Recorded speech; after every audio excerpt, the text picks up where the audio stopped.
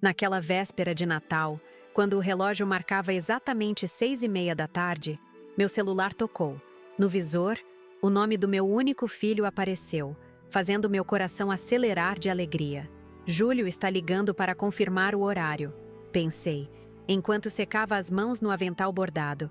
Mal sabia eu que aquelas palavras atravessariam meu peito como estilhaços de vidro. Mãe, não vou passar o Natal na sua casa. A voz dele soava distante, quase mecânica. Patrícia não quer ir. Vamos para a casa da minha sogra. A comida é mais gostosa. Fiquei em silêncio, com o telefone grudado na orelha, observando através da janela os flocos de neve que começavam a cair em Petrópolis. O céu, antes claro, escureceu de repente, como se a natureza captasse a tempestade que se formava dentro do meu peito. 3 dias. Foram 3 dias inteiros preparando aquela ceia. Minhas mãos, já marcadas pelo tempo, cortaram, temperaram, assaram. Meus joelhos, doloridos pela idade, suportaram horas diante do fogão. Tudo para que este Natal fosse especial. A mesa da sala de jantar estava impecável. Usava a toalha de renda portuguesa que minha mãe me deixou, peça rara que só saía do baú em ocasiões especiais. Os talheres de prata que pertenceram à minha avó reluziam sob as luzes do lustre de cristal. O aparelho de porcelana, aquele que comprei na minha única viagem à Europa, compunha um cenário digno de revista. Mãe, você está aí? A voz de Júlio me trouxe de volta à realidade. Estou sim, filho. Tentei disfarçar o tremor na minha voz. É só que eu preparei tudo. O peru, aquele que você gosta com o molho de laranja. Fiz até aquele arroz com amêndoas que era o preferido do seu pai. Patrícia já decidiu, mãe. Você sabe como ela é. Fica para a próxima, tá? A próxima. Sempre ficava para a próxima. Desde que Júlio se casou com Patrícia Cavalcante 5 anos atrás, nossa relação mudou drasticamente. As visitas de domingo, que eram sagradas, tornaram-se raras. Os telefonemas, cada vez mais curtos. Meu neto Mateus, um doce de menino de 10 anos, crescia sem conhecer direito a avó. Desligamos. Fiquei ali, parada na cozinha que cheirava a canela e cravo, envolta em memórias que agora pareciam pertencer a outra vida. Lembrei-me de quando Júlio era pequeno, como seus olhinhos brilhavam na noite de Natal enquanto abria os presentes. Como ele devorava a rabanada ainda quente, lambuzando o rosto inteiro de açúcar e canela. Como dormia no sofá após a ceia, exausto de tanta alegria. Caminhei lentamente até a sala de jantar, observando os detalhes do ambiente que preparei com tanto esmero. As velas vermelhas no centro da mesa, ainda apagadas, esperando um momento especial que não viria. Os guardanapos dobrados em forma de leque. As taças de cristal que ganhei no meu casamento, há quase 50 anos. Na árvore de Natal, os enfeites que colecionei ao longo da vida contavam histórias silenciosas. A estrela dourada no topo foi comprada no primeiro Natal de Júlio. O anjinho de porcelana veio da loja de antiguidades que frequentava com meu falecido marido, Cláudio. Cada bola colorida, cada fita, cada luz piscando tinha um significado, uma memória. Sentei-me na poltrona de veludo vermelho, aquela que ficava virada para a janela, de onde se podia ver a cidade iluminada lá embaixo. Petrópolis é particularmente bela na época natalina, com suas casas históricas decoradas e as luzes refletindo na neblina característica da região serrana. Por um momento, deixei as lágrimas caírem livremente. Não eram apenas lágrimas de tristeza, mas de indignação. Quantos natais passei sozinha desde que Cláudio partiu? 7 longos natais. Nos primeiros, Júlio ainda vinha, ainda se importava. Depois, as desculpas começaram. Estou cansado, mãe. Temos um compromisso, mãe. Patrícia não está se sentindo bem, mãe. Minha amiga Zulmira sempre dizia: Amélia, você precisa impor respeito. Esse menino está te tratando como capacho. Mas como impor respeito a um filho de 42 anos? Como dizer a ele que sua mãe, aquela que o carregou no ventre, merecia mais consideração? Levantei-me, determinada a não me afogar naquele mar de autocomiseração. Fui até o escritório, aquele cantinho da casa que mantive intacto após a morte de Cláudio. A escrivaninha de mogno, impecavelmente organizada, guardava os documentos importantes da minha vida. Ali estavam os registros das minhas conquistas profissionais, das propriedades adquiridas ao longo dos anos, dos investimentos feitos com sabedoria. Júlio sabia pouco sobre minha vida financeira. Como ex-diretora de um grande banco, aprendi a ser discreta e cautelosa com meu patrimônio. Ele imaginava que eu vivia apenas da modesta aposentadoria, complementada por alguma reserva deixada pelo pai. Mal sabia que, além da casa em Petrópolis, eu possuía 3 terrenos no litoral fluminense, ações em empresas sólidas e uma carteira de investimentos considerável. Peguei o telefone e disquei o número de Gilberto Macedo, meu advogado há décadas e amigo confiável. A secretária eletrônica atendeu. Era véspera de Natal, afinal. Deixei um recado sucinto. Gilberto, é Amélia. Precisamos conversar com urgência depois do feriado. Tenho decisões importantes a tomar. Desliguei sentindo uma estranha calma se apoderar de mim. A dor continuava lá, latejante, mas algo novo surgia. Uma resolução, uma força que eu não sabia que ainda possuía, adormecida sob camadas de complacência maternal. Voltei à sala.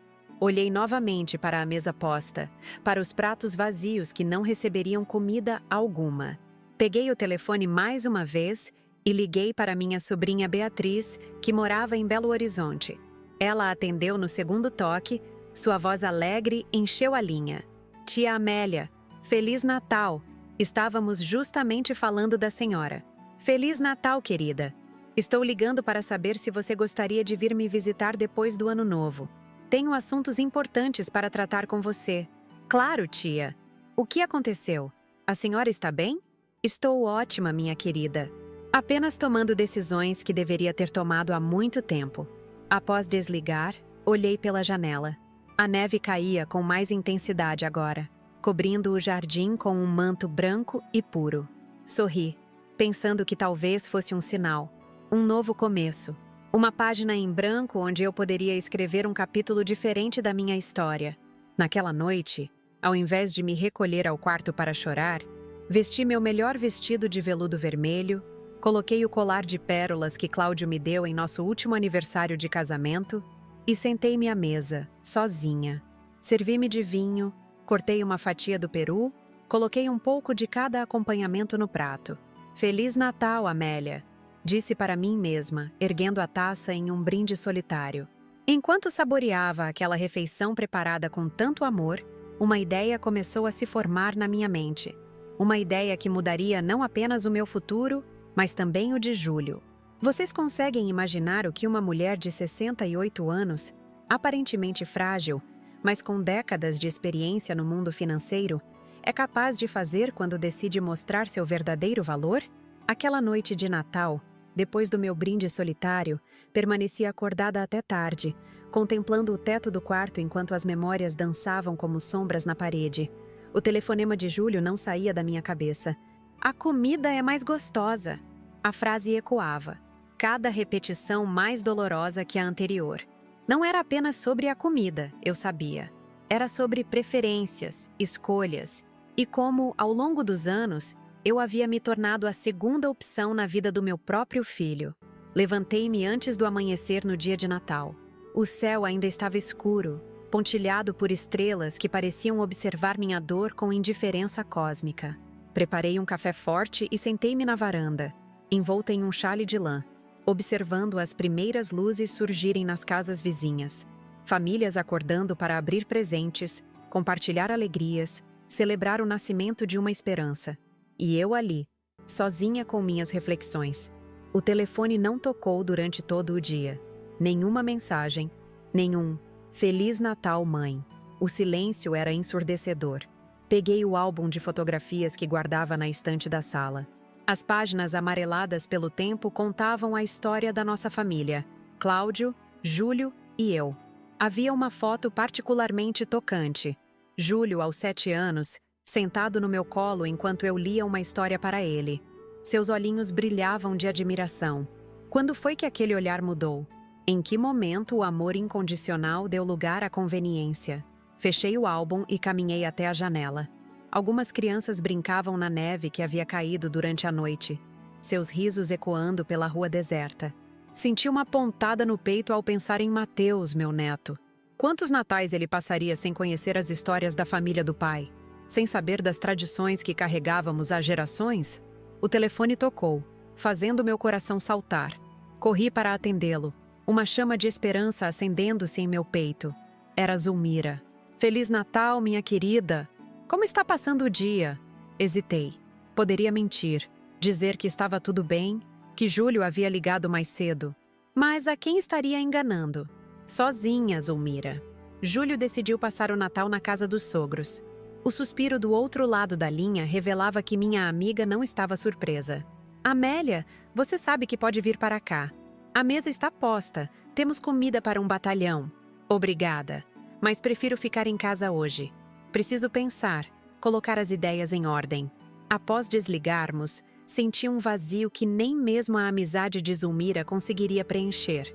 Era um abismo escavado por anos de pequenas decepções, de expectativas frustradas, de telefonemas não atendidos e visitas canceladas de última hora.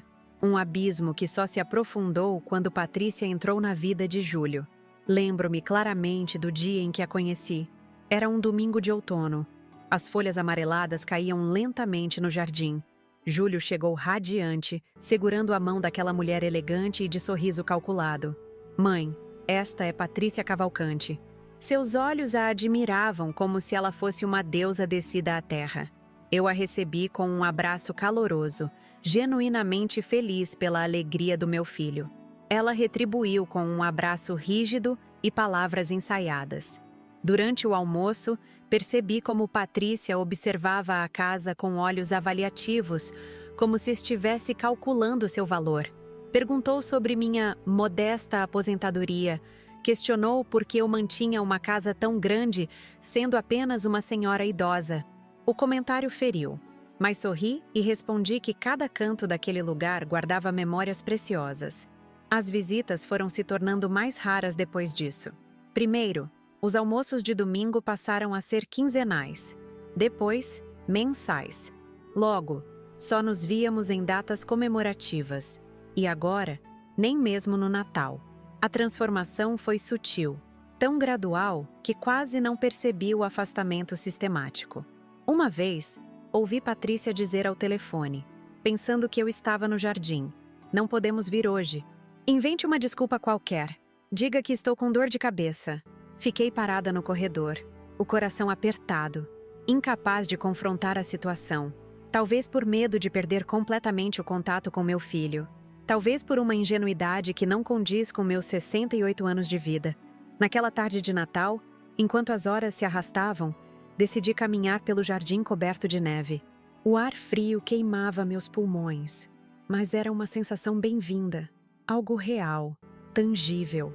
Diferente da dor emocional que me consumia por dentro. Parei diante do carvalho centenário que Cláudio havia plantado quando nos mudamos para esta casa. Suas raízes profundas haviam resistido a tempestades, secas, e ao passar implacável das estações. "Como você se manteve firme todos esses anos, velho amigo?" murmurei, tocando sua casca rugosa. A resposta veio como um sussurro do vento entre os galhos. Força interior, determinação silenciosa, dignidade. Voltei para casa com as bochechas coradas pelo frio e uma clareza que não sentia há anos. Sentei-me à escrivaninha e comecei a escrever uma lista. No topo, em letras maiúsculas, propriedades e investimentos. Abaixo, detalhei cada terreno, cada aplicação financeira, cada ação que possuía. Era um patrimônio considerável, construído ao longo de décadas de trabalho árduo e decisões financeiras inteligentes. Na segunda página, escrevi: plano de ação. As palavras fluíam da caneta para o papel como se tivessem vida própria. Não era um plano de vingança mesquinha, mas de justiça, de reconhecimento, de valorização própria. O telefone tocou novamente. Era Beatriz, minha sobrinha querida. "Tia, liguei para desejar Feliz Natal e perguntar se a senhora está mesmo bem. Fiquei preocupada com seu telefonema. Estou melhor do que estive em anos, minha querida. Às vezes precisamos de um choque para despertar." "O Júlio não foi passar o Natal com a senhora, não é?" Minha sobrinha sempre foi perspicaz. Desde pequena conseguia ler nas entrelinhas, perceber o não dito. Não, querida, ele tinha compromissos mais importantes. Seguiu-se um silêncio carregado de compreensão mútua. Beatriz finalmente falou, sua voz suave, mas decidida. Tia Amélia, a senhora foi como uma segunda mãe para mim. Depois que mamãe faleceu, foi a senhora quem me guiou, me aconselhou, me ajudou a me tornar quem sou hoje. Não vou permitir que continuem tratando a senhora dessa forma. Suas palavras tocaram meu coração de uma maneira que não conseguiria explicar. Era como se um raio de sol atravessasse uma densa nuvem de tempestade, iluminando o caminho à frente. Obrigada, minha querida. Mas não se preocupe. Tenho um plano. Após desligar, voltei ao meu plano de ação. Acrescentei mais alguns detalhes. Ajustei outros. Quando terminei, o relógio marcava quase meia-noite. O dia de Natal estava acabando, levando consigo a dor da rejeição e trazendo a promessa de um novo amanhecer. Na manhã seguinte, acordei com uma energia renovada. Vesti-me com esmero, um conjunto de saia e blazer azul marinho que usava em reuniões importantes durante minha carreira no banco. Arrumei o cabelo, passei um batom discreto. Olhando no espelho, vi não apenas uma senhora de 68 anos, mas uma mulher que havia enfrentado e superado inúmeros desafios ao longo da vida. Saí de casa decidida a dar o primeiro passo do meu plano. O escritório de Gilberto ficava no centro de Petrópolis, em um prédio histórico de fachada imponente. Normalmente ele não atendia no período entre o Natal e o Ano Novo, mas eu sabia que ele estaria lá naquela manhã específica. Era uma tradição sua colocar a papelada em ordem antes que o ano terminasse. A secretária pareceu surpresa ao me ver, mas anunciou minha presença imediatamente. Gilberto me recebeu com um abraço afetuoso. Amélia, recebi seu recado ontem. Confesso que fiquei preocupado. O que aconteceu? Sentei-me na poltrona de couro diante de sua mesa e contei tudo. O Natal solitário, o telefonema de Júlio, a frase sobre a comida da sogra. Falei sobre o afastamento gradual, sobre a influência de Patrícia, sobre o medo de perder completamente o contato com meu filho e meu neto. Gilberto me ouviu em silêncio, seus olhos experientes revelando uma compreensão profunda. Quando terminei, ele ajustou os óculos e falou com a seriedade característica. Amélia, conheço você há mais de 30 anos. Vi como construiu sua carreira com inteligência e ética, como criou seu filho com amor e dedicação. Sei também que seu patrimônio é muito maior do que Júlio imagina. O que exatamente você tem em mente? Coloquei minha lista sobre a mesa, apontando para o plano de ação. À medida que explicava cada ponto, os olhos de Gilberto se arregalavam ligeiramente. Quando terminei, ele recostou-se na cadeira, um sorriso discreto nos lábios. É ousado, Amélia, mas perfeitamente legal. E, devo dizer, brilhante. Passamos as próximas horas discutindo detalhes, ajustando pontos específicos, definindo prazos. Quando saí do escritório, o sol do meio-dia iluminava as ruas de Petrópolis, fazendo a neve acumulada brilhar como milhares de diamantes. Senti uma leveza que não experimentava há anos, como se um peso enorme tivesse sido retirado dos meus ombros. Caminhei até a praça central, onde encontrei Antônio sentado em um banco, alimentando os pássaros. Meu vizinho sempre foi uma presença constante, discreta, mas reconfortante. Seus 70 anos carregavam uma sabedoria serena e um olhar que parecia ver além das aparências. Bom dia, Amélia. Não esperava vê-la por aqui hoje. Sentei-me ao seu lado, observando os pombos que se aglomeravam aos nossos pés em busca das migalhas de pão. Antônio, você acredita que às vezes precisamos de uma grande decepção para finalmente agir? Ele considerou a pergunta por um momento, seus olhos fixos em um ponto distante. Sabe, Amélia, quando era jovem, trabalhei como engenheiro em grandes estruturas, pontes, principalmente. Aprendi que mesmo o aço mais resistente tem um ponto de ruptura. Quando submetido à pressão constante, eventualmente ele cede. Mas isso não significa fraqueza. É simplesmente a natureza respondendo às circunstâncias. Suas palavras reverberaram em mim de uma maneira profunda. Eu havia alcançado meu ponto de ruptura. E agora, como o aço transformado após a pressão, emergiria mais forte e determinada. Obrigada, Antônio. Sua analogia é perfeita. Ele sorriu, seus olhos encontrando os meus com uma intensidade que me fez corar ligeiramente. Você é uma mulher extraordinária, Amélia. Sempre admirei sua força silenciosa. Voltei para casa com as palavras de Antônio ecoando em minha mente. Passei o restante do dia organizando documentos, fazendo ligações, preparando o terreno para o que viria a seguir. A noite caiu, trazendo consigo uma serenidade que contrastava com a turbulência emocional do dia anterior. Antes de dormir, peguei o telefone e liguei para Júlio. Ele atendeu no quarto toque, sua voz cautelosa. Mãe, está tudo bem? Perfeitamente bem, meu filho. Liguei para convidar você para um almoço aqui em casa no próximo domingo. Gostaria de resolver algumas questões pendentes. Houve um silêncio momentâneo, seguido por uma hesitação perceptível. Patrícia e eu tínhamos planos para domingo. É importante, Júlio. Não tomarei muito do seu tempo. Finalmente, ele concordou. Desligamos e deitei-me, olhando para o teto enquanto traçava mentalmente os próximos passos. O plano estava em movimento. Não havia mais volta. Nos dias que se seguiram, trabalhei incansavelmente. Liguei para o diretor do projeto Viver Melhor, uma iniciativa local para idosos carentes. Marquei uma reunião com meu gerente de investimentos. Conversei longamente com Beatriz sobre suas aspirações futuras e seus planos para a pós-graduação que tanto desejava fazer. Cada peça do quebra-cabeça encontrava seu lugar com uma precisão quase matemática. Eu, que havia passado décadas analisando cenários financeiros e prevendo tendências econômicas, agora aplicava essas habilidades à minha própria vida. Na véspera do encontro com Júlio, recebi um telefonema inesperado. Era Sandra Prado, a cuidadora que vinha 3 vezes por semana para ajudar com a casa. Dona Amélia, encontrei algo estranho quando estava arrumando o quarto de hóspedes. Um tablet, parece ser de criança, estava caído atrás da cômoda. Meu coração acelerou. Deve ser do Matheus. Ele esteve aqui com Júlio há algumas semanas, quando vieram buscar aqueles livros antigos. Quer que eu guarde em algum lugar específico? Pode deixar sobre a mesa do escritório. Obrigada, Sandra. Após desligar, fiquei pensativa. Matheus havia deixado seu tablet. Seria um sinal? Uma oportunidade? Ou apenas um esquecimento infantil? Decidi esperar até a manhã seguinte para examinar o aparelho. O domingo amanheceu radiante. O céu de um azul intenso contrastava com a neve que ainda cobria partes do jardim. Levantei-me cedo. Preparei a casa para as visitas que chegaria à mente ao meio-dia. O almoço seria simples, mas elegante.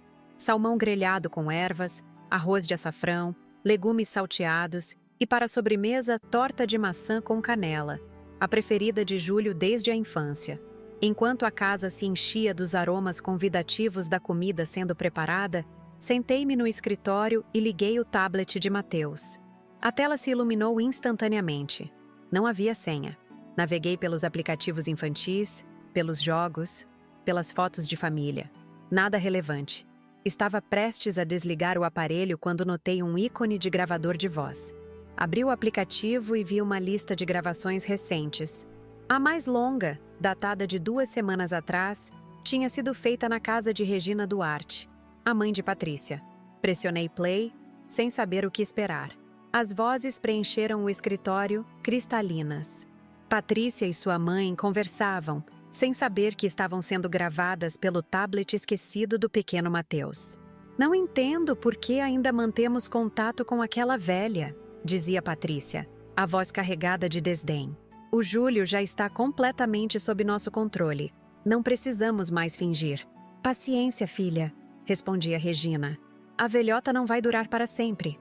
E quando ela for, quem você acha que vai herdar aquela casa maravilhosa em Petrópolis? Sem falar no que mais ela deve ter guardado. Diretora de banco, deve ter feito uma boa poupança. Elas riam, o som metálico ferindo meus ouvidos. A gravação continuava por vários minutos, detalhando planos para afastar Júlio cada vez mais de mim, mencionando como manipulavam suas decisões, como inventavam desculpas para cancelar visitas. Quando a gravação terminou, permaneci imóvel na cadeira, as mãos tremendo ligeiramente. Não era raiva o que sentia, surpreendentemente.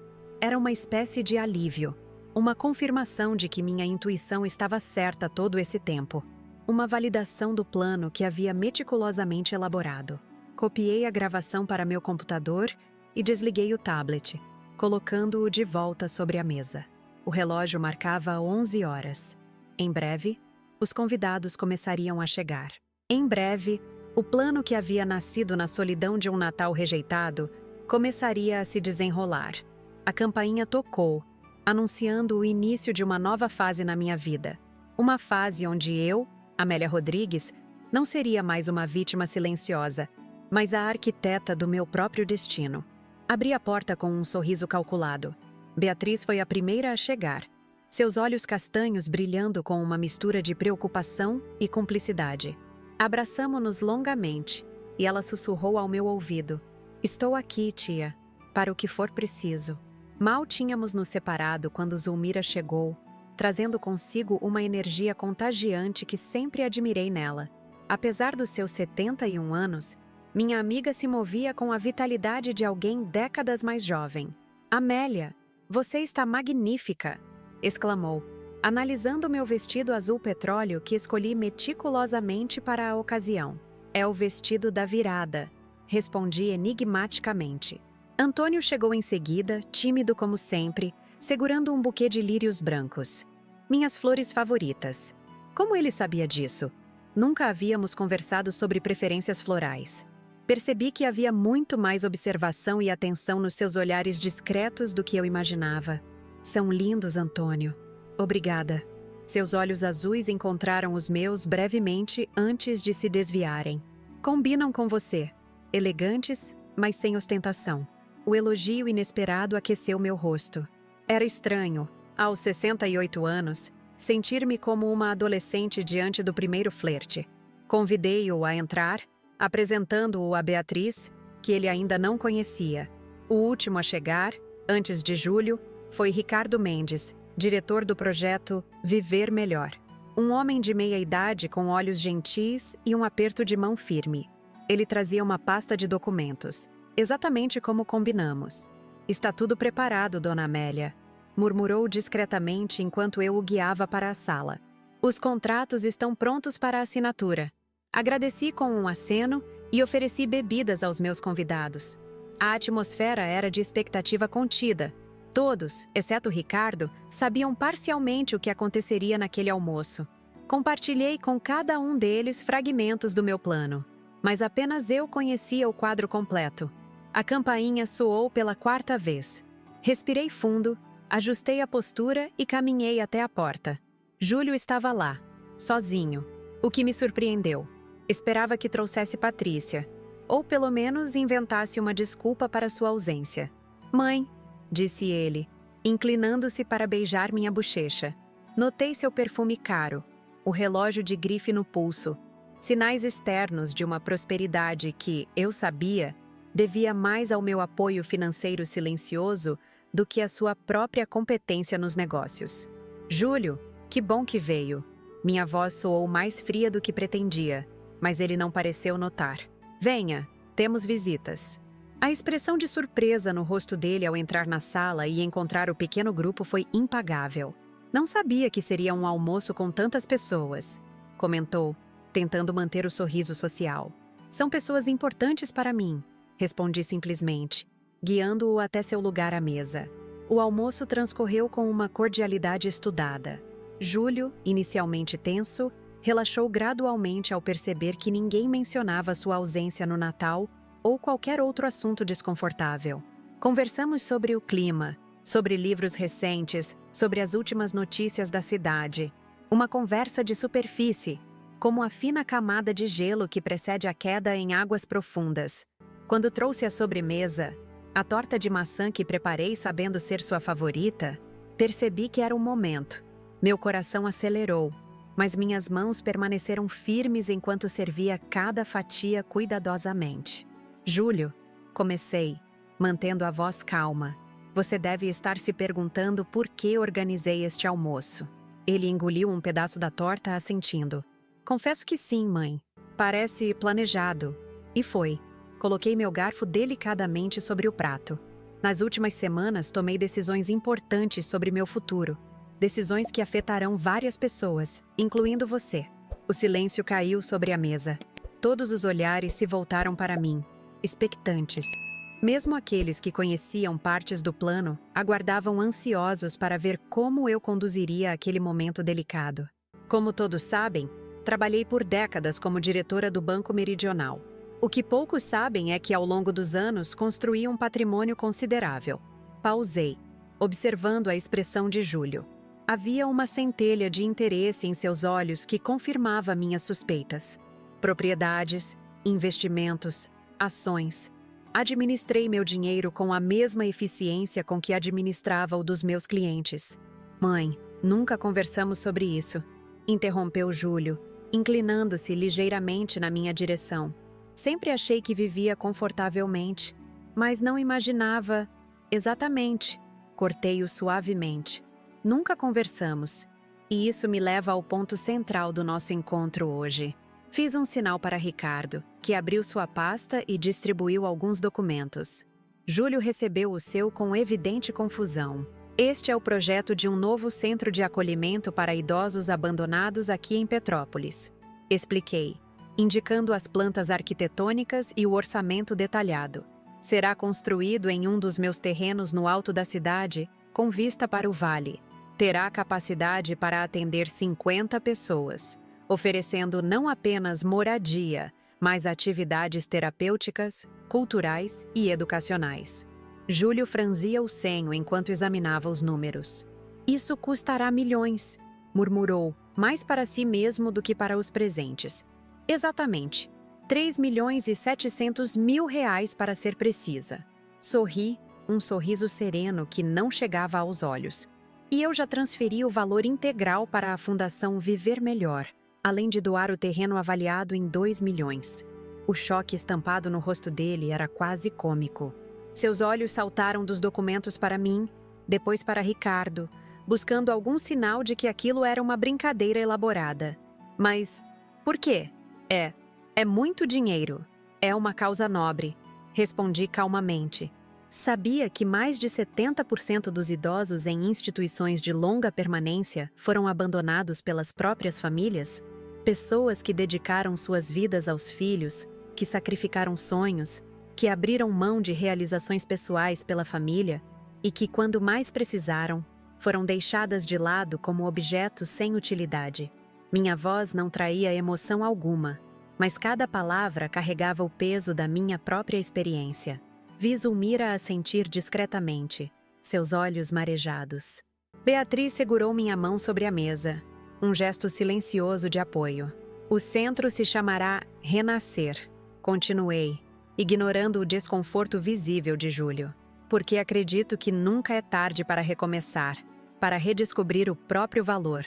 Isso é muito nobre, mãe, Júlio conseguiu dizer, recuperando parte da compostura.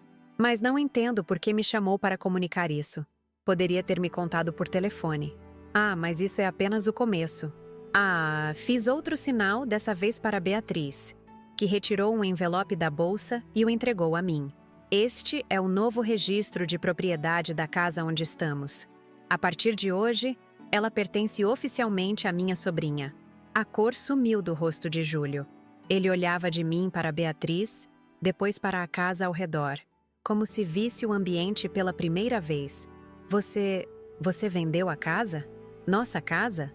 Doei, corrigi gentilmente, para alguém que sempre demonstrou amor genuíno por mim.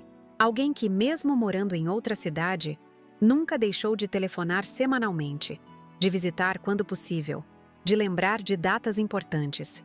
Beatriz apertou minha mão, seus olhos brilhando com lágrimas contidas.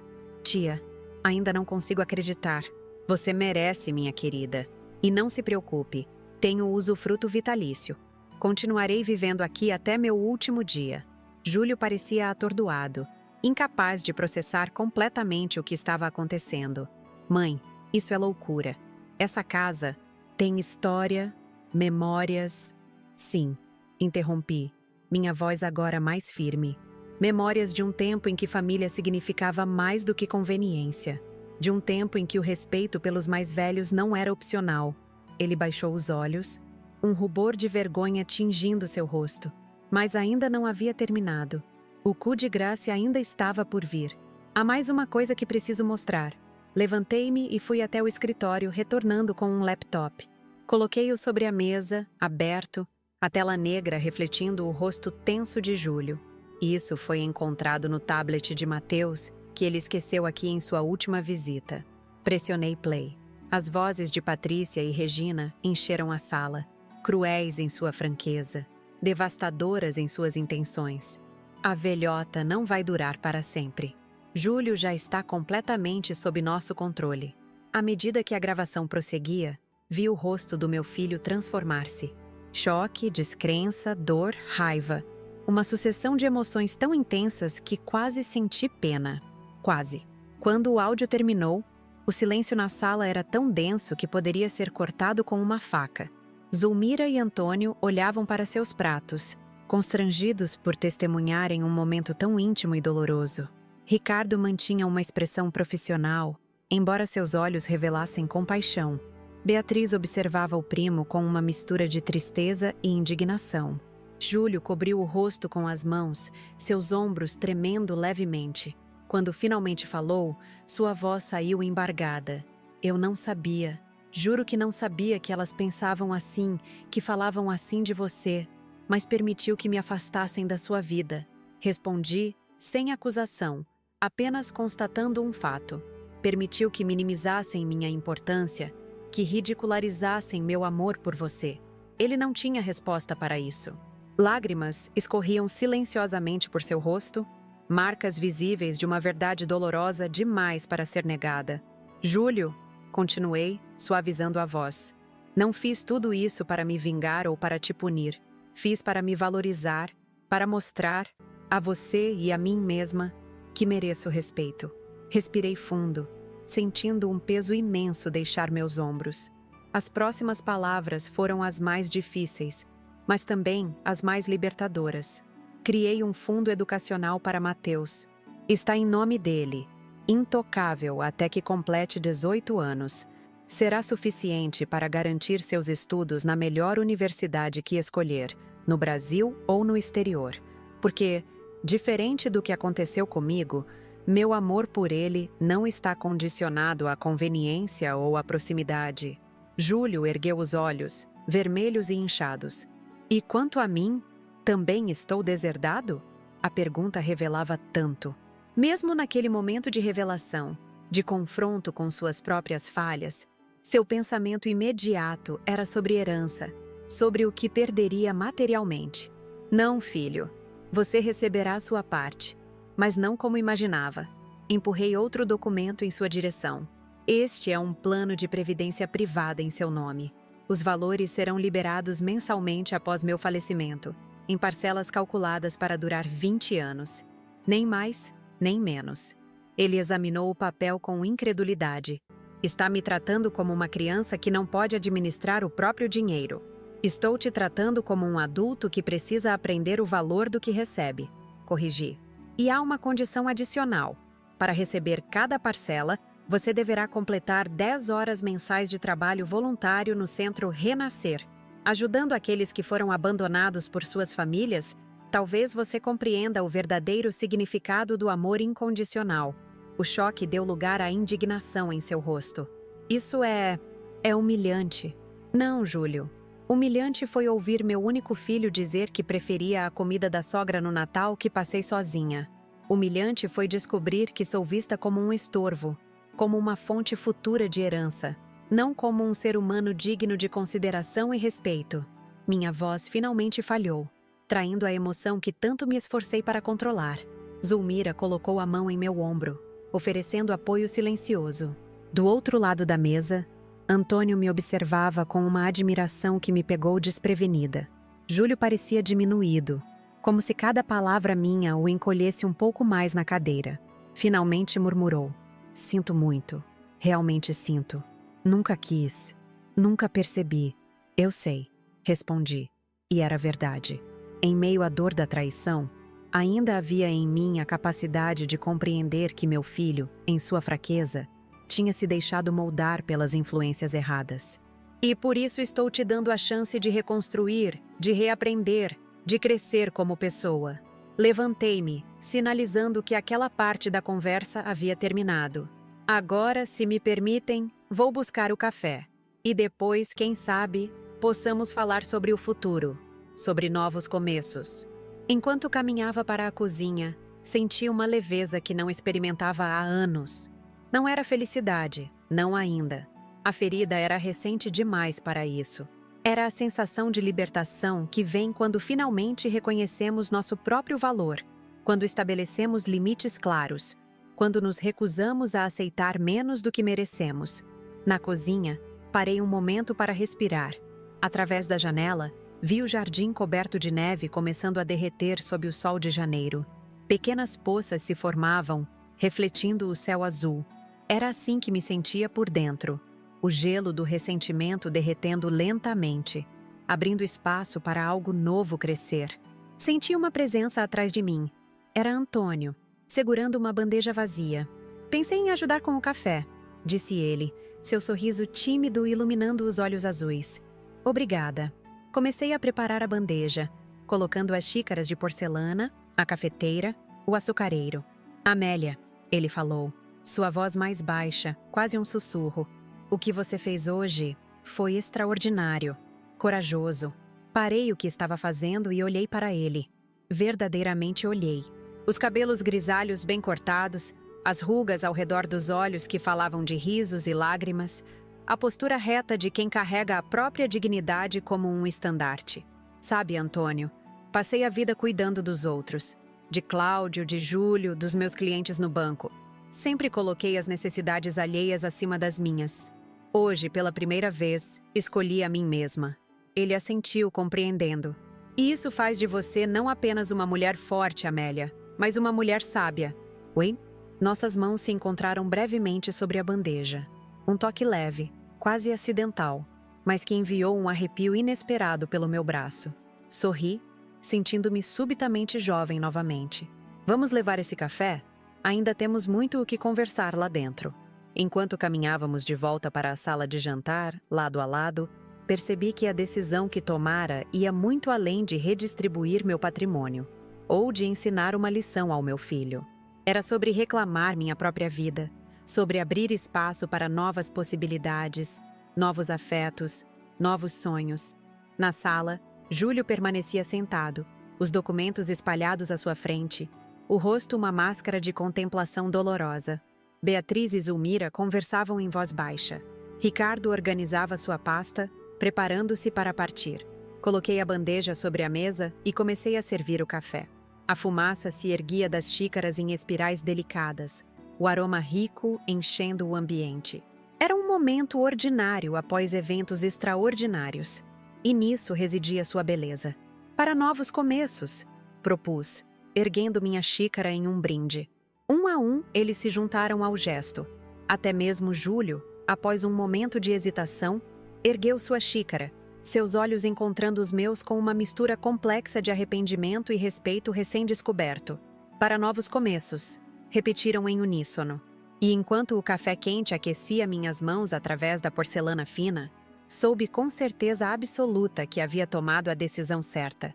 Não apenas por Júlio, não apenas pelos idosos que se beneficiariam do Centro Renascer, mas principalmente por mim mesma.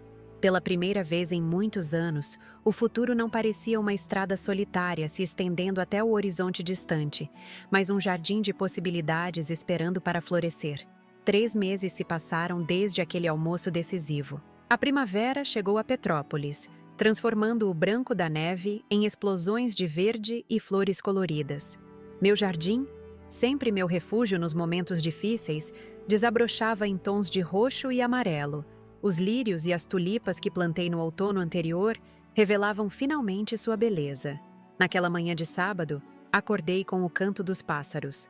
O sol entrava pelas frestas da cortina, criando padrões dourados no chão de madeira. Permaneci na cama por alguns minutos, apreciando o luxo simples de não ter pressa, de poder respirar fundo e contemplar como minha vida havia mudado drasticamente em tão pouco tempo. O café da manhã foi uma refeição solitária. mas não havia tristeza nisso. Aprendi a valorizar minha própria companhia, a saborear o silêncio como parte essencial do meu bem-estar. Enquanto tomava meu chá de jasmim, folheava a correspondência que Sandra havia trazido no dia anterior. Entre as contas e folhetos publicitários, encontrei um envelope diferente. Papel de linho, meu nome escrito em caligrafia elegante. Abri-o com curiosidade. Era um convite para a inauguração oficial do Centro Renascer, marcada para o mês seguinte. Ricardo havia mencionado que as obras estavam quase concluídas, mas não esperava que tudo acontecesse tão rapidamente. Sorri, imaginando como seria ver aquele sonho materializado. Um lugar onde idosos abandonados encontrariam não apenas abrigo, mas dignidade, propósito, afeto. Um legado que permaneceria muito além da minha existência. O telefone tocou, interrompendo meus pensamentos. Era Beatriz. Tia Amélia? Liguei para avisar que chego na quinta-feira. Consegui uma semana inteira de folga na empresa. Que maravilha, querida! Seu quarto estará esperando por você. E... Tia, recebi um e-mail de Júlio ontem. Meu coração deu um salto. Desde o confronto, meu filho e eu mantínhamos uma distância respeitosa. Ele ligava ocasionalmente, conversas breves e formais, ainda processando tudo o que havia acontecido. O que ele queria? Perguntou se poderia vir me visitar durante minha estadia. Disse que tem assuntos importantes a tratar comigo e com a senhora. Ponderei por um momento. Parte de mim queria proteger aquela semana com Beatriz, mantê-la livre de qualquer tensão. Mas outra parte, talvez a mais sábia, entendia que reconciliações verdadeiras exigem tempo e espaço para acontecer. Diga a ele que será bem-vindo. Podemos jantar juntos na sexta-feira. Após desligar, fiquei contemplando aquela possibilidade. Júlio querendo nos visitar. Teria ele realmente refletido sobre suas ações? Ou seria apenas mais uma tentativa de garantir seu lugar na herança? O tempo revelaria suas verdadeiras intenções.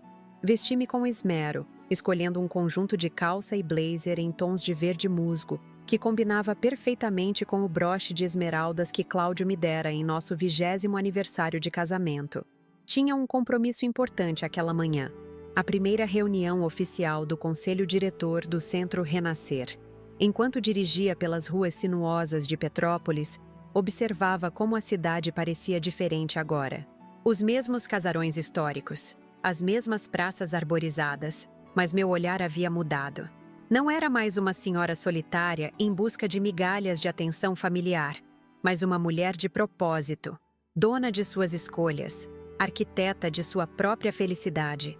O terreno onde o centro estava sendo construído ficava no alto da cidade, com uma vista privilegiada do vale. Quando estacionei, fiquei impressionada com o progresso da obra. O que antes era apenas um projeto no papel, agora se erguia em estruturas concretas, paredes, janelas amplas que captavam a luz natural. Operários moviam-se em ritmo acelerado, dando os toques finais no que seria um oásis de acolhimento. Ricardo veio ao meu encontro, sorrindo largamente. Dona Amélia, que bom que chegou. Os outros membros do conselho já estão na sala provisória. Seguiu através da construção, notando os detalhes que saltavam aos olhos. A acessibilidade em cada corrimão e rampa, os jardins que começavam a tomar forma, os espaços comunitários pensados para fomentar convivência e atividades compartilhadas. A sala de reuniões improvisada era um container adaptado mais aconchegante. 4 pessoas aguardavam, levantando-se quando entrei. Além de Ricardo, conhecia apenas uma delas, doutora Luísa Pimentel, geriatra respeitada na cidade e amiga de longa data de Zulmira. Pessoal, esta é Dona Amélia Rodrigues, nossa principal benfeitora. Apresentou-me Ricardo. Cumprimentei cada um.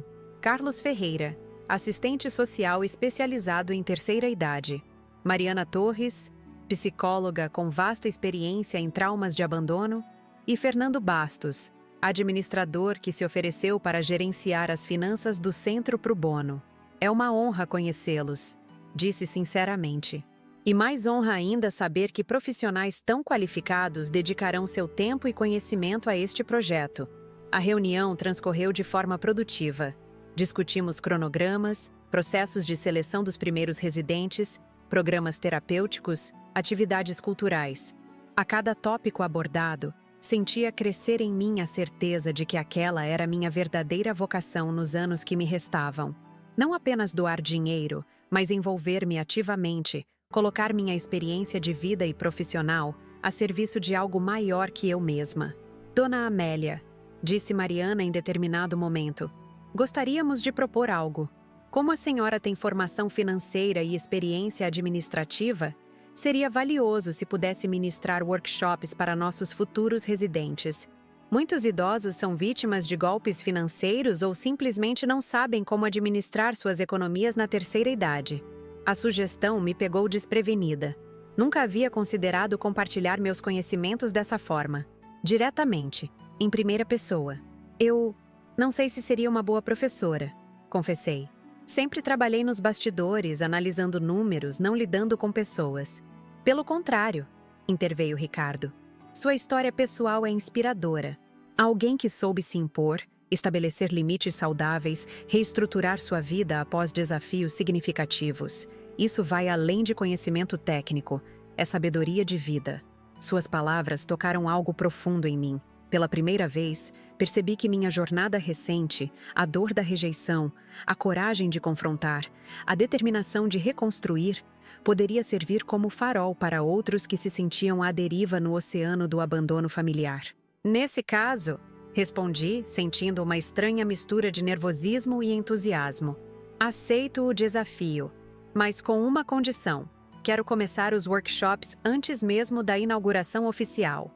Podemos utilizar a biblioteca municipal temporariamente. Todos concordaram, entusiasmados. Ao final da reunião, saí dali com uma nova responsabilidade, um novo propósito. No caminho de volta para casa, não pude deixar de sorrir ao pensar na ironia. O dinheiro que Júlio esperava herdar um dia, agora, financiava não apenas um centro para idosos, mas também uma nova fase da minha vida. Naquela noite, recebi uma visita inesperada. Antônio tocou a campainha pouco depois das 7, trazendo consigo um livro antigo de poesias e uma garrafa de vinho tinto. Espero não estar incomodando, disse ele, parecendo subitamente inseguro. Encontrei este livro em uma feira de antiguidades e lembrei que você havia mencionado gostar de Fernando Pessoa. Convidei-o a entrar, genuinamente feliz com sua presença. Nas últimas semanas, nossas interações haviam se tornado mais frequentes. Caminhadas matinais pela praça, cafés ocasionais na padaria do bairro, conversas sobre livros e filmes. Uma amizade florescendo em terreno improvável. 2 corações cautelosos aprendendo, lentamente, a confiar novamente. Sentamo-nos na varanda, apreciando a vista noturna da cidade iluminada abaixo de nós. O vinho era excelente. Um Malbec argentino com notas de frutas vermelhas e um leve toque de carvalho. Como foi a reunião hoje? Perguntou ele, depois de ouvir-me ler alguns poemas do livro que trouxera. Contei-lhe sobre o centro, sobre os avanços da construção, sobre o convite para ministrar workshops. Antônio me ouvia com atenção genuína, seus olhos refletindo o brilho das estrelas que começavam a pontilhar o céu. Sabe, Amélia, disse ele após um momento de silêncio contemplativo.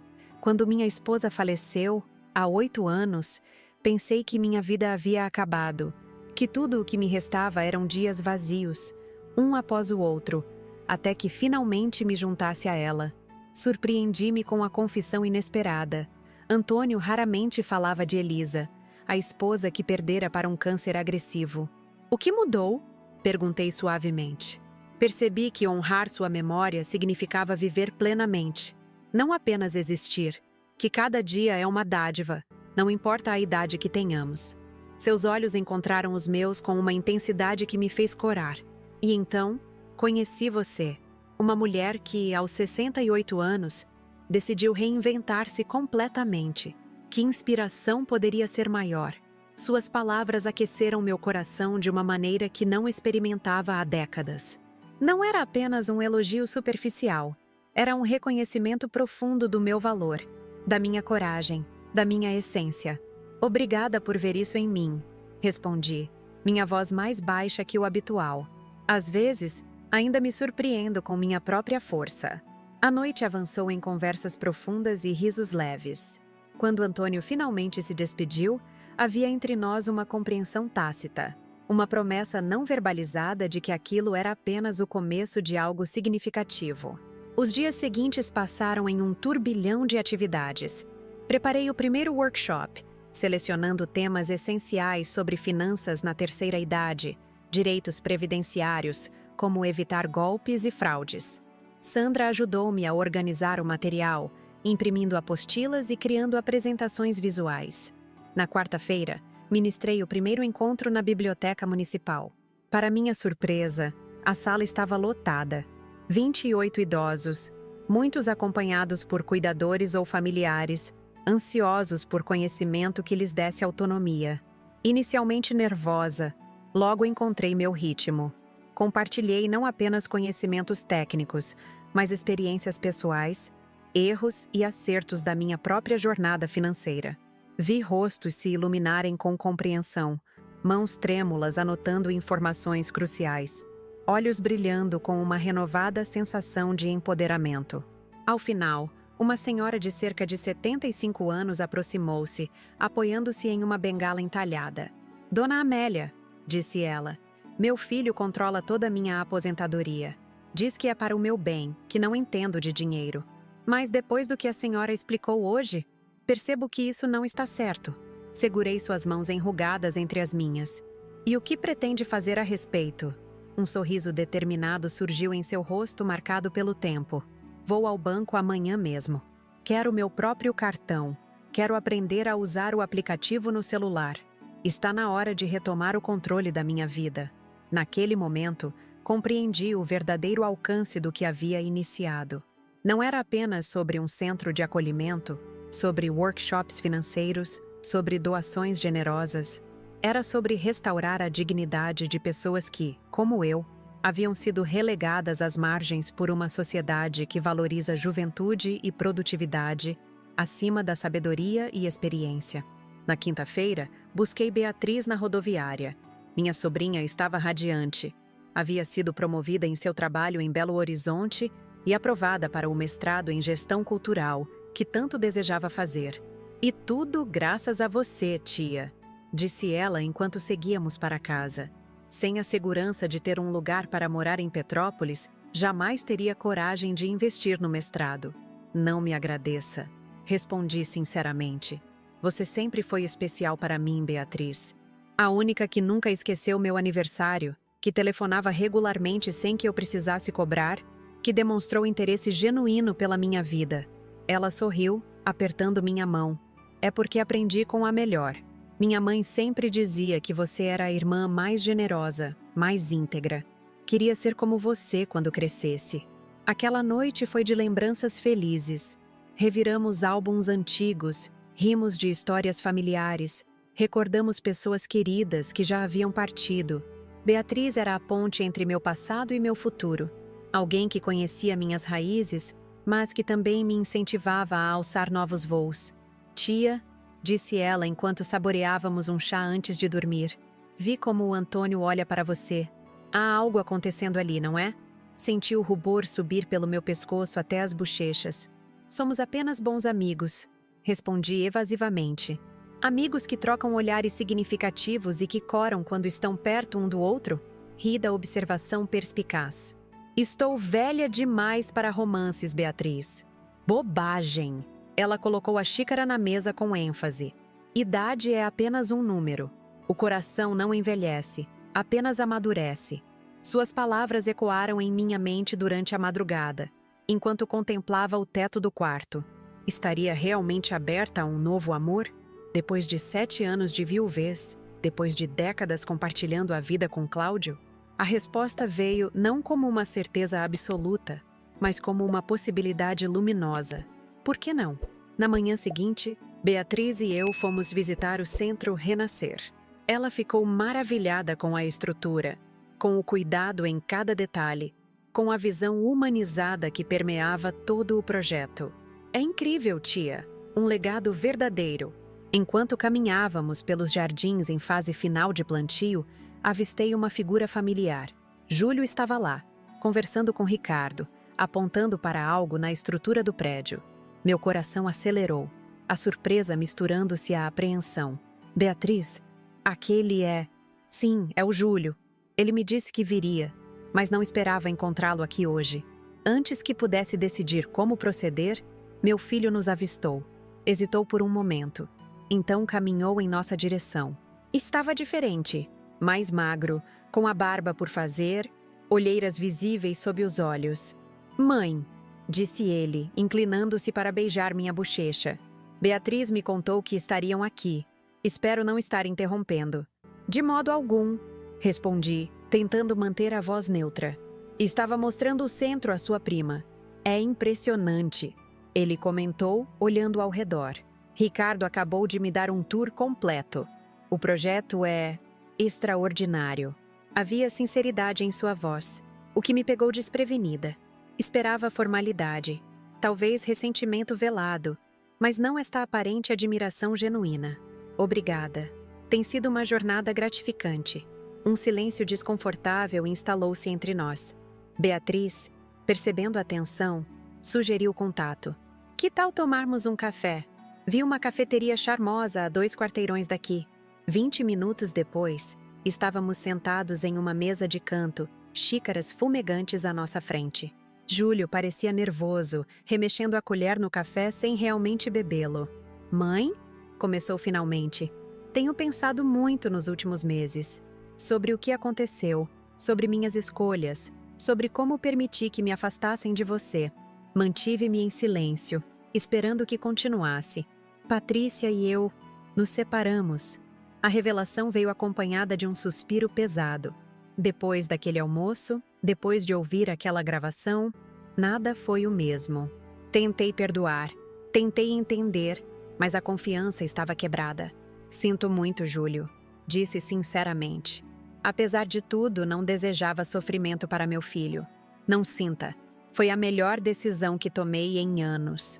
Seus olhos encontraram os meus, mais claros e honestos do que os via há muito tempo. Estou vivendo em um apartamento pequeno no centro. Voltei a trabalhar com arquitetura de verdade, não apenas administrando imóveis da família de Patrícia. E estou fazendo as horas voluntárias no centro, mesmo antes da inauguração. Trocei um olhar surpreso com Beatriz, que sorria discretamente. Ricardo me disse que você tem ajudado com a supervisão técnica da obra. Comentei. Sim, descobri que tenho conhecimentos que podem ser úteis. E é reconfortante fazer parte de algo significativo, algo que vai além de status e dinheiro. Seu tom era diferente. A arrogância que havia marcado sua personalidade nos últimos anos dava lugar a uma humildade reflexiva. Seria possível que aquele confronto doloroso tivesse realmente provocado mudanças profundas? E Mateus? Perguntei, pensando no meu neto que tanto sentia falta. Estou com ele em fins de semana alternados. E ele pergunta por você. Gostaria de vê-la. Meu coração se aqueceu. Adoraria vê-lo também. Talvez pudesse trazê-lo na próxima semana? Júlio sorriu. O primeiro sorriso genuíno que dirigia a mim em muito tempo. Ele vai adorar. Sabe, mamãe, sei que não posso apagar o que aconteceu, as escolhas que fiz, as palavras que disse, mas espero, com o tempo, poder reconstruir o que destruí. Não pelo dinheiro, não pela herança, mas porque percebi quanto perdi ao deixar que manipulassem meus sentimentos por você. Lágrimas inesperadas embaçaram minha visão. Não eram lágrimas de tristeza ou mágoa, mas de um alívio profundo, quase espiritual. Como se um nó que estivera apertado em meu peito por anos finalmente começasse a se desfazer. O tempo é um grande mestre, filho, respondi suavemente. E felizmente, ainda temos tempo. Naquele café modesto, entre xícaras de porcelana e o burburinho de conversas alheias, senti que estávamos, os três, tecendo os primeiros fios de uma nova tapeçaria familiar. Não perfeita, não sem cicatrizes das rupturas passadas, mas genuína em sua fragilidade e possibilidades. Ao nos despedirmos, Júlio me abraçou. Um abraço completo, não o gesto mecânico dos últimos anos. Sussurrou em meu ouvido. Obrigado por não desistir de mim, mesmo quando eu desisti de você. Enquanto voltávamos para casa, Beatriz entrelaçou seu braço no meu. Isso foi inesperado. Sim, concordei, ainda processando o encontro. Mas talvez seja assim que a vida funcione. Quando pensamos ter perdido algo para sempre, ela nos surpreende com possibilidades de renovação. E naquela tarde ensolarada de primavera, caminhando pelas ruas floridas de Petrópolis, compreendi que a emboscada que planejara meses atrás, aquele almoço confrontador, aquela exposição dolorosa de verdades, havia se transformado em uma emboscada de amor. Um ato que, nascido da dor, abria agora caminho para a cura e reconstrução. O dia da inauguração do Centro Renascer amanheceu com um céu de azul impecável, como se a própria natureza quisesse celebrar aquele momento. Acordei antes do despertador tocar, envolvida por uma mistura de ansiedade e expectativa que me fez abandonar a cama às 5:30 da manhã, quando os primeiros raios de sol mal despontavam no horizonte. Preparei um café forte e levei a xícara para a varanda, onde me sentei para contemplar o jardim em seu esplendor primaveril. As azaleias que Cláudio plantara 20 anos atrás exibiam suas flores em tons intensos de rosa e roxo, criando um contraste vibrante com os lírios brancos que cresciam à sua volta. Sorri ao pensar no quanto meu falecido marido teria apreciado este momento. Ele sempre acreditou no poder das segundas chances. O vestido que escolhi para a cerimônia era novo, comprado especialmente para a ocasião. Um modelo em seda azul petróleo com corte clássico que favorecia minha silhueta sem parecer inadequado para uma senhora da minha idade. Complementei com o conjunto de pérolas que ganhei de meus pais quando completei 50 anos. Um lembrete silencioso de que minha história era composta de muitos capítulos, não apenas do abandono recente. Sandra chegou às 8, trazendo consigo um ramalhete de flores do campo que colhera em seu sítio na zona rural de Petrópolis. "Para dar sorte", disse ela, colocando as flores em um vaso de cristal. "A senhora merece cada minuto de felicidade deste dia." Seu comentário tocou-me profundamente. Sandra, que testemunhara tantos momentos de solidão e tristeza naquela casa, agora compartilhava genuinamente minha alegria. Ao longo dos anos, ela havia se tornado mais que uma funcionária. Era uma confidente, uma amiga discreta que conhecia os cantos escuros da minha alma sem nunca julgá-los. Obrigada, Sandra. Não apenas pelas flores, mas por estar ao meu lado durante todo este processo. Ela sorriu, seus olhos escuros brilhando com emoção contida. A senhora é uma inspiração para todas nós, Dona Amélia. Mostrou que nunca é tarde para se impor, para recomeçar. Às 9:30, Beatriz desceu as escadas. Minha sobrinha estava deslumbrante em um vestido coral que realçava seu tom de pele e os cabelos castanhos que mantinha na altura dos ombros. Havia decidido prolongar sua estadia em Petrópolis por mais uma semana, adiando seu retorno a Belo Horizonte para poder participar da inauguração. "Tia, a senhora está magnífica!" exclamou, girando ao meu redor para admirar meu traje completo. "Você também está linda, querida. Seu namorado não vai conseguir tirar os olhos de você quando o encontrarmos lá." Beatriz corara. Guilherme, seu companheiro há 3 anos, viria de Belo Horizonte especialmente para o evento. Era a primeira vez que o conheceria pessoalmente, embora já tivéssemos conversado por videochamada algumas vezes.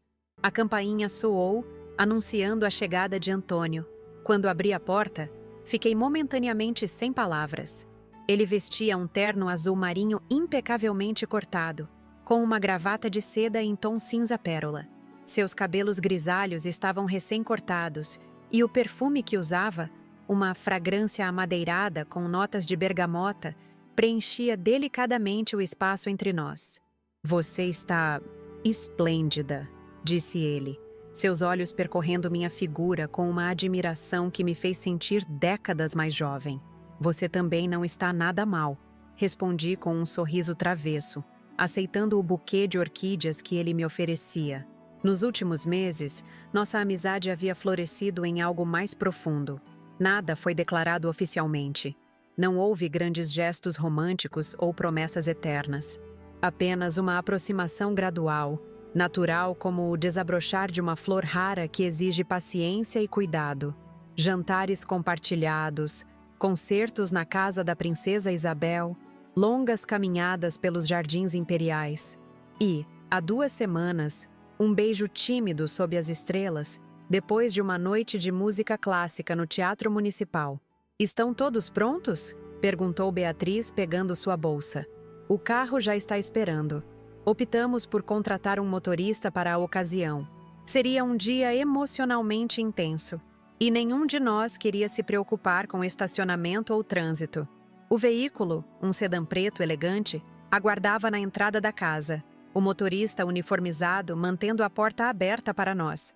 Durante o trajeto, contemplei a cidade que havia sido meu lar por quase toda a vida adulta. Petrópolis, com suas construções históricas e ruas arborizadas, parecia mais vibrante, mais acolhedora. Ou talvez fosse eu quem a via com novos olhos, livres das sombras da amargura que por tanto tempo haviam turvado minha visão. Ao chegarmos ao Centro Renascer, fiquei impressionada com a transformação. O que meses antes era apenas uma obra em andamento, agora se revelava em toda sua magnitude. O edifício principal, de 3 andares, combinava a arquitetura moderna com elementos que remetiam às construções históricas da cidade imperial.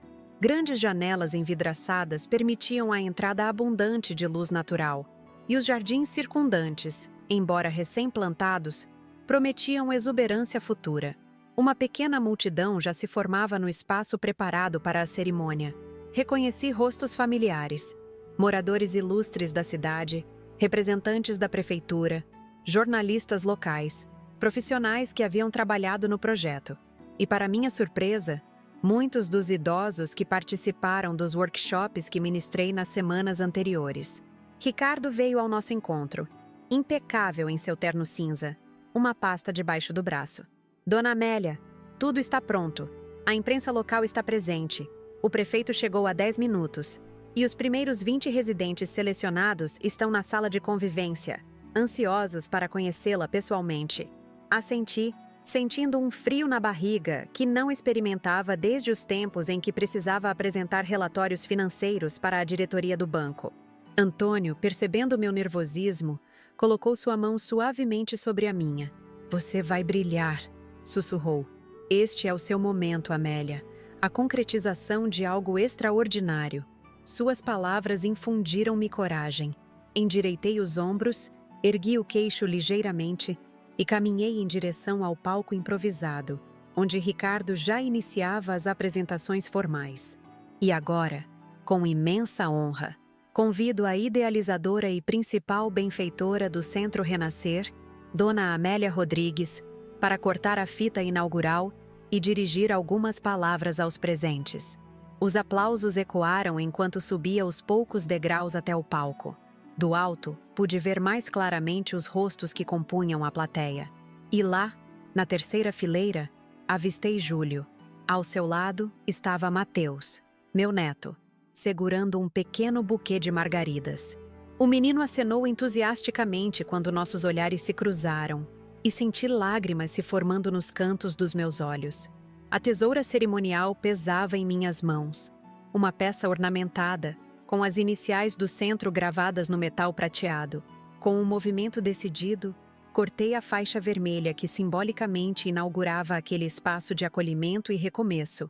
Mais aplausos se seguiram, acompanhados de flashes fotográficos e exclamações de aprovação. Aproximei-me do microfone, sentindo o peso de todas as expectativas, de todas as histórias que se entrelaçavam naquele momento singular. Respirei fundo e comecei a falar, minha voz surpreendentemente firme.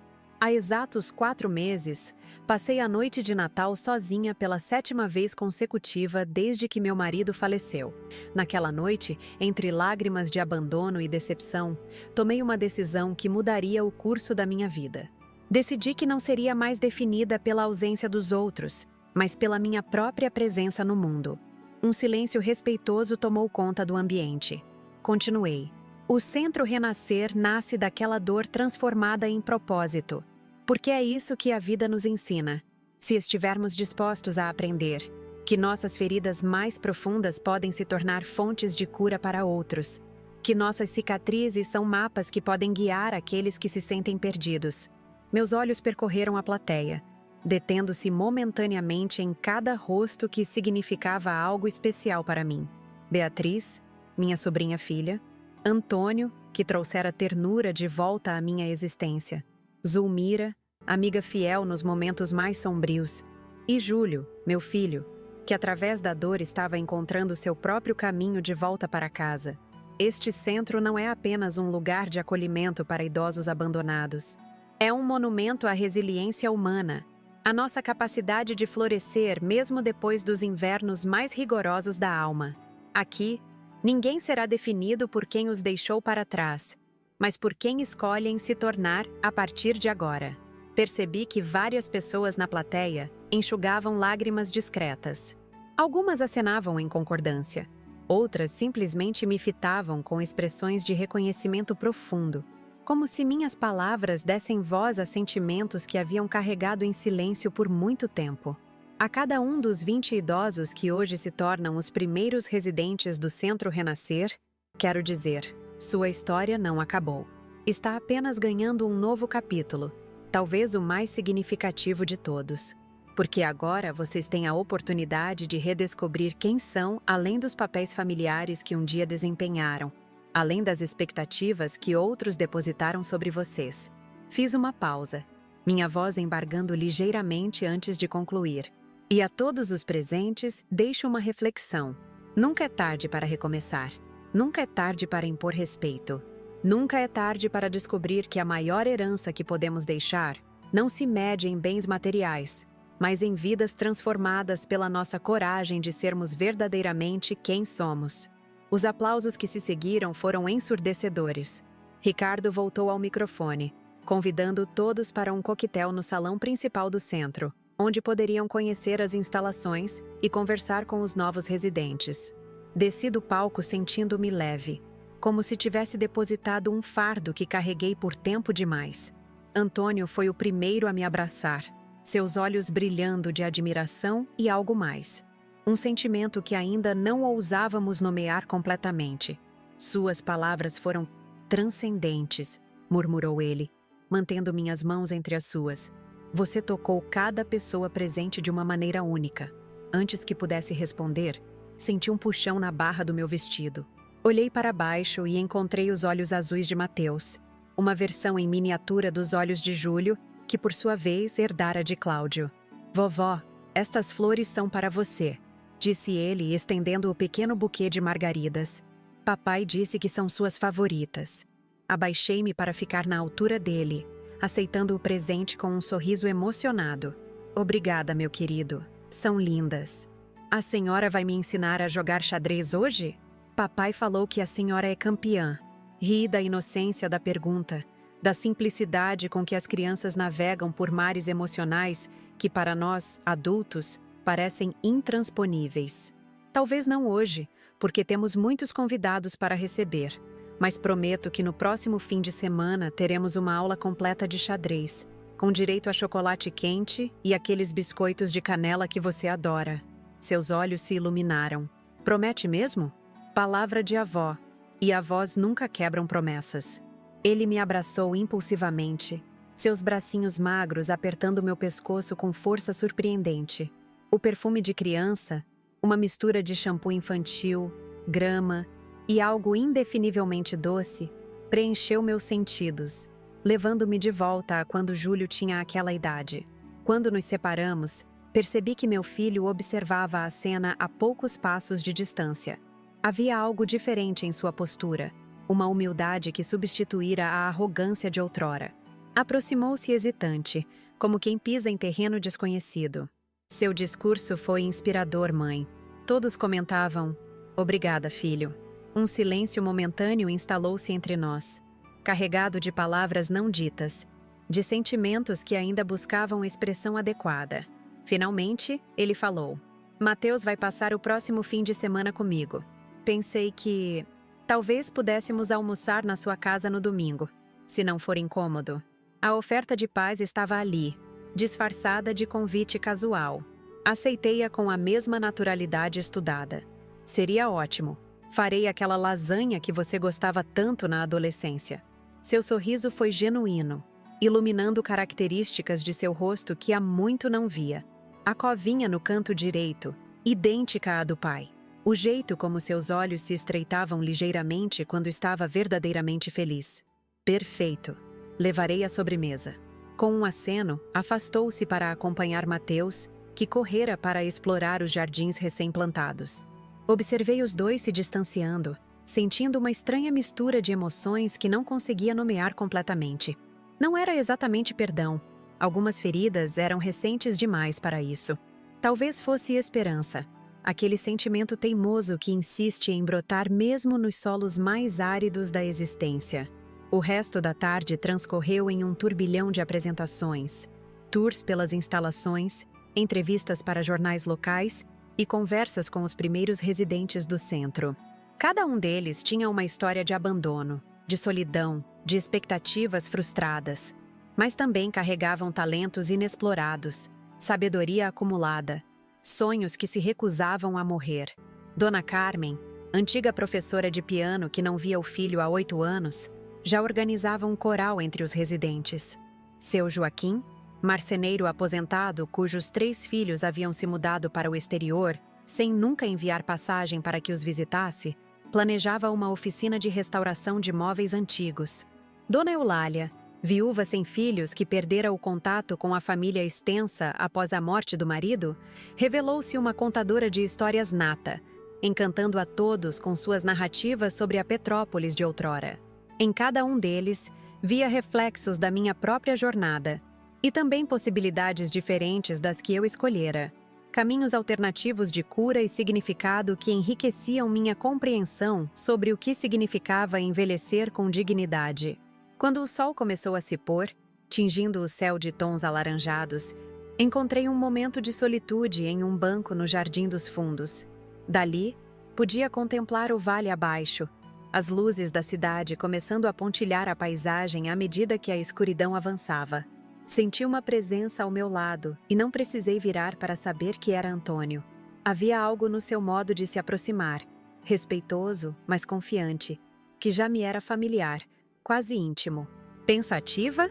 Perguntou ele, sentando-se a uma distância que não era nem distante, nem invasiva, refletindo sobre como a vida dá voltas inesperadas. Há 6 meses, estava mergulhada em autocomiseração, sentindo-me invisível e descartável. Hoje, tudo isso. Fiz um gesto abrangente, indicando o centro, os jardins, a nova realidade que havíamos criado. Você sempre teve esta força dentro de si, Amélia. Apenas precisou da provocação certa para despertá-la.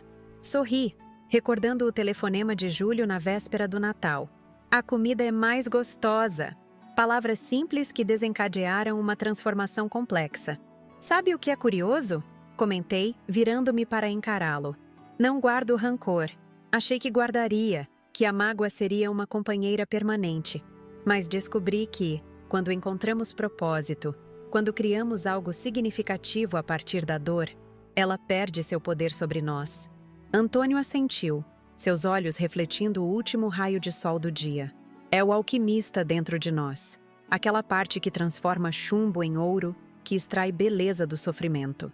Poético, respondi, apreciando sua sensibilidade que tantas vezes me surpreendia. Aprendi com a melhor, retrucou ele, seus dedos encontrando os meus sobre o banco, entrelaçando-se com naturalidade. Você me inspira a ser uma versão melhor de mim mesmo, Amélia. O momento era perfeito. O pôr do sol, as primeiras estrelas surgindo no céu, o murmúrio distante de vozes vindas do centro, indicando vida, renovação, possibilidades. Inclinei minha cabeça para descansar no ombro dele, permitindo-me, talvez pela primeira vez em décadas, simplesmente ser. Não a mãe, não a profissional, não a benfeitora. Apenas uma mulher experimentando a doçura de uma conexão genuína. Acho que estamos atrasados para o jantar oficial. Murmurei depois de alguns minutos de silêncio confortável. Deixe-os esperar um pouco mais, respondeu ele, seu braço envolvendo meus ombros com delicadeza. Alguns momentos são preciosos demais para serem apressados. E ali, sob o céu estrelado de Petrópolis, compreendi que a verdadeira revolução da minha vida não fora o confronto com Júlio, nem a criação do Centro Renascer, nem mesmo a redistribuição do meu patrimônio. Foi a decisão silenciosa, tomada numa noite de Natal solitária, de que meu valor não seria determinado por aqueles que me abandonavam, mas por minha própria capacidade de florescer apesar deles. A revelação mais profunda era esta, que ao me recusar a ser diminuída pela rejeição, havia encontrado não apenas minha força, mas também minha capacidade para um novo tipo de amor, mais maduro, mais consciente, mais verdadeiro. Um amor que não exigia sacrifício da minha essência, mas que celebrava quem eu realmente era. "Vamos?", perguntou Antônio finalmente, levantando-se e estendendo a mão para mim. Aceitei seu gesto, erguendo-me com a dignidade tranquila de quem finalmente encontrou seu lugar no mundo. "Sim, vamos." A noite apenas começou, e caminhamos de volta ao centro, onde luzes, música e o burburinho de novas possibilidades nos aguardavam. A história que começara com abandono agora se desdobrava em conexão.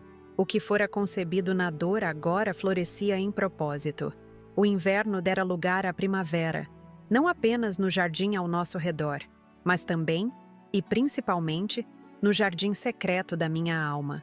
Hoje, olhando pela janela do meu quarto no segundo andar, contemplo o jardim florido que tanto me acalma e reflito sobre a jornada extraordinária que vivi nos últimos 6 meses.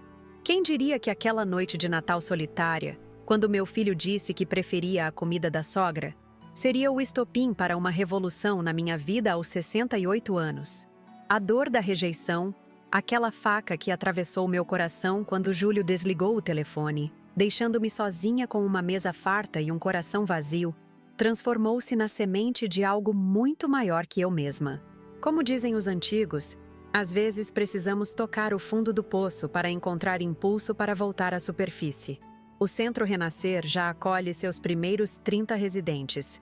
Almas que, como eu, conheceram o sabor amargo do abandono familiar, mas que agora redescobrem seus talentos, sua dignidade, seu valor intrínseco que nenhuma rejeição pode diminuir. Dona Carmen já realizou o primeiro recital com seu coral.